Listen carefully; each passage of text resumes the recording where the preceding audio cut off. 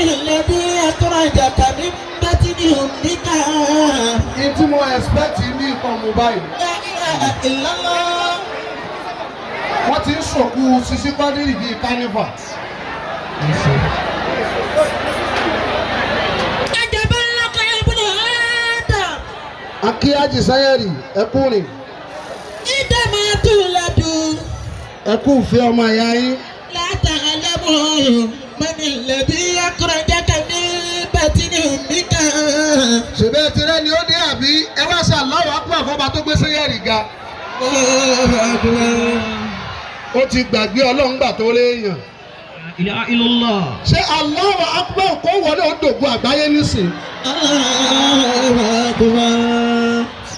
Ó yá ń gba àwọn tí jòkó wọn fún wọn lọ́rùn lẹ̀ báwọn. Ó rú àsìkò igi alágbára. عجبا لك يا ابن آدم. Ẹ̀yin elétò ní mọ̀ bóyá àyè wá sí kẹ́lìmọ̀ méjì yọ ń bì. A gbọ́dọ̀ máa wí ìdálẹ̀. Ẹni bá máa sọ̀rọ̀ èpè ni wọ́n máa gbọ́ bí ìrẹ́pè. Mo kí ẹ̀yin olókìkí ènìyàn tí Ọlọ́run ní kí iṣẹ́ yín kó sọ yín di ọ̀rẹ́ ojú.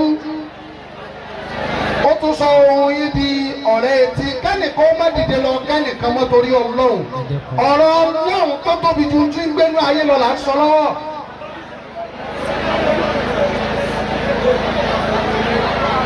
Ṣé ẹ bá ṣe torí pé Sisi Quadri èmi ní drop mic mo ń lọ lẹ́nu mo bí sí i. عجبا لك يا ابن آدم. Ṣùgbọ́n mo rántí pé mi.